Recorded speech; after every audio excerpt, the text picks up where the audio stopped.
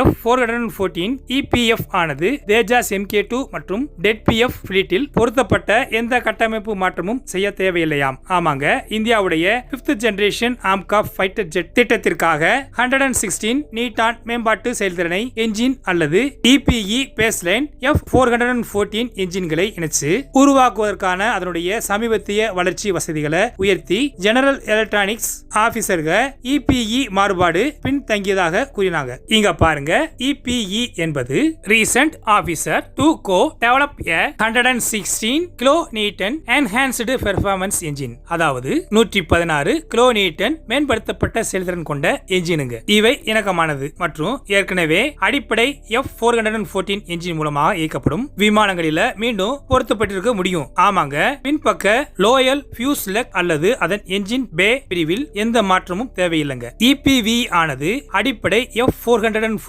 Engine அதனுடைய நீளம், அதிகபட்ச அளவு விட்டம் மற்றும் நுழைவு வாயிலின் விட்டம் ஆகியவற்றையும் கொண்டிருக்குங்க. எரிபொருளின் குழாயானது குழாய் மற்றும் சில சென்சார் நிலைகள் போன்ற சில பார்ட்ஸ்கள்ல சில மாற்றங்களை தவிர இது விமானத்திற்கான பிளாக் மற்றும் பிளே அமைப்பாக இருக்கும். ஆமாங்க, இவைகள் ஏற்கனவே F414 என்ஜின் உடன் தான் பறக்கின்றன. 2010ஆம் ஆண்டு அதன் தேஜாஸ் MK2 திட்டத்திற்கான 98 kN கிளாஸ் உந்து சக்தியை உருவாக்கும். F414 என்ஜின் F414 INS-6 வழித்தோன்றலை வழங்குவதற்காக இந்தியா ஜெனரல் எலக்ட்ரிக் உடன் ஒரு டீல்ல சைன் இட்டிருக்குங்க. தேஜாஸ் MK2 திட்டத்திற்கான இந்தியாவின் என்ஜினின் தேவைகள் மற்ற புதிய கொள்முதல் ஆர்டர்களின் பேரில் இந்த பிரிவில் உள்ளூர் உற்பத்தியை தொடங்குது. ஜெனரல் எலக்ட்ரிக் ஏற்கனவே 2018ஆம் ஆண்டு முதல் சுமார் 1 டஜன் F414 INS-6 என்ஜின்களை வழங்கி இருக்குதுங்க. அவைகள் முதல் 4 தேஜாஸ் MK2 முன்மாதிரிகள் மற்றும் ஆம்கா மற்றும் DEDPF முன்மாதிரிகளுக்கு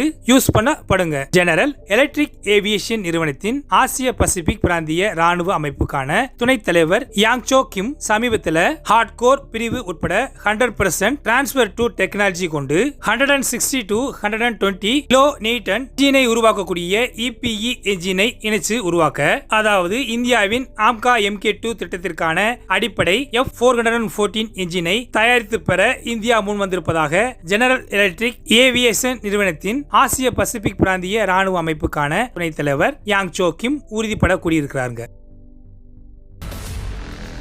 டியர் ஃப்ரெண்ட்ஸ், கேட்ஸ் திட்டத்திற்கான தானியங்கி ஹெலிகாப்டர்களை உருவாக்கி வருதுங்க. ஆமாங்க, நம்ம அரசுக்கு சொந்தமான Hindustan aeronautic limited private sectors company new space research and டெக்னாலஜியுடன் இணைஞ்சு திட்டமிடப்பட்ட unmanned combat aircraft air team system, ஆளில்லாத போர் விமான குழு அமைப்பான காம்பேட் ஏர் டீம் கேட் சிஸ்டத்துல வேலை செய்து வருது. அதனோட நியூ ப்ரோமோ வீடியோவில் HAL துருவ் இயங்குதள அடிப்படையை கொண்ட ரோட்டரி ஆளில்லாத வான்வெளி வாகனம் காட்சிப்படுத்தப்பட்டிருக்குதுங்க.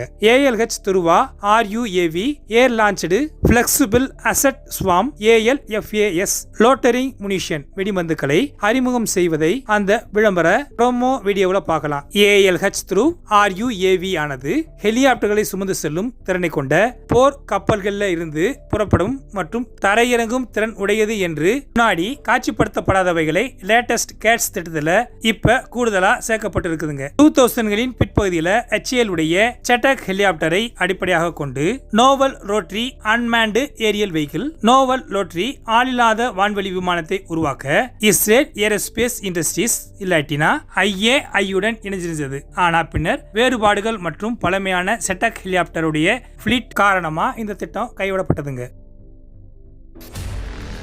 டெசி சூப்பர் சுகாயின் அப்கிரேட்ஸ் மேம்பாட்டுக்காக ரஷ்யாவுடைய ஒப்புதல் தேவைப்படுதுங்க. ஆமாங்க, ஹிந்துஸ்தான் ஏரோநாட்டிக்கல் லிமிடெட்ஸின் இயக்குனர் செயல்பாடுகள் மற்றும் முதலீட்டாளர்களுடைய கூட்டத்தில் டைரக்டர் ஜெயதேவா அவங்க ஹிந்துஸ்தான் ஏரோநாட்டிக்ஸ் லிமிடெட் மற்றும் இந்தியன் ஏர்ஃபோர்ஸ் 150 யூனிட் Sukhoi-30 MKI-இன் மேம்படுத்தப்படும் எக்யூப்மெண்ட்ஸ்கள் மற்றும் சிஸ்டங்களை இறுதி செய்தவுடன் HAL நிறுவனம் சூப்பர் சுகாய் திட்டத்தின் ஒப்புதலுக்காக ரஷ்யாவை அணுக வேண்டி இருக்குது. இதன் தயாரிப்பு OEM அதாவது ஒரிஜினல் எக்யூப்மெண்ட்ஸ் மேனுஃபேக்சர் மற்றும் பல பார்ட்ஸ்கள் மற்றும் முதிர பாகங்கள் இன்னும் ரஷ்யாவிடமிருந்து தான் வருதுங்க. DRDO-வின் LRDE உருவாக்கப்பட்ட AESA fire control radar HAL நிறுவனத்தால மேம்படுத்தப்பட்ட காக்பிட் பெல் நிறுவனத்தால புதிய IRSI சிஸ்டம் மற்றும் இந்திய விற்பனையாளர்களிடமிருந்து LRU அதாவது லேட்டஸ்டா ரீசெண்டா யூஸ் பண்ணப்பட்ட Sukhoi-30 MKI-ல இணைக்கப்பட்டதாகவும் அந்த எந்திரங்களுக்கான சில பார்ட்ஸ்களுக்காக அது இன்னும்